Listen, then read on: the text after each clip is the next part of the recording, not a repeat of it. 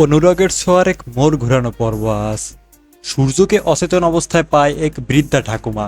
সে কি পারবে সূর্যকে সুস্থ করে তুলতে?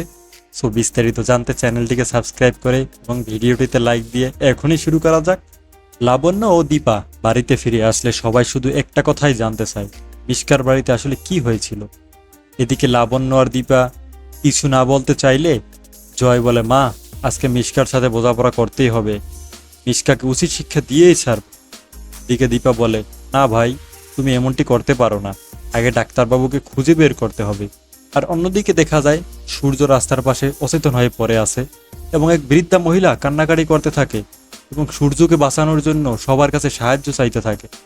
সূর্যের জন্য মিষ্কা খুব চিন্তিত হয়ে পড়ে। মিষ্কাও বুঝতে পারছে না সূর্যের কি কোনো বিপদ হয়েছে কিনা। মিষ্কা কোনোভাবেই তার ভাড়া করা গুন্ডাদের সাথে যোগাযোগ করতে পারছে না। মিষ্কা যতবারই তাদেরকে ফোন দেয় ততবারই তারা ফোন কেটে দেয়। অন্যদিকে দেখা যায় অসুস্থ সোনাকে সুস্থ করতে ডাক্তারও চলে এসে এবং বাড়ির লোকেরা ডাক্তারের কাছে জানতে চায় আসলে সোনার কি হয়েছে। ডাক্তার বলে, তেমন কিছু হয়নি, রেস্ট নিলেই ঠিক হয়ে যাবে। এদিকে রূপা মনে মনে বলে, সবটা ঠিক হয়ে যাবে তো? বাবা যদি সবকিছু জানতে পারে আমাদের মেনে নেবে তো? এরপর রূপা লাবণ্যকে বলে, আচ্ছা দিদি ভাই, তুমি হিংসাকুটিকে কেন চুরি করে নিয়ে গিয়েছিলে? এই কথা শুনে লাবণ্য কি বলবে না বলবে কিছুই ভেবে পায় না, শুধু কান্নায় ভেঙে পড়ে।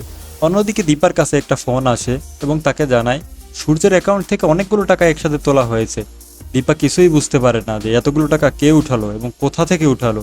অন্যদিকে মিষ্কার পাঠানো গুন্ডারা সূর্যের অ্যাকাউন্ট থেকে টাকা তুলে পালাতে শুরু করে। সো বন্ধুরা, বৃদ্ধা মহিলাটি কি পারবে সূর্যকে বাঁচাতে? তোমরা অবশ্যই কমেন্ট করে জানাও এবং ভিডিওটি ভালো লাগলে অবশ্যই লাইক করে যাবে।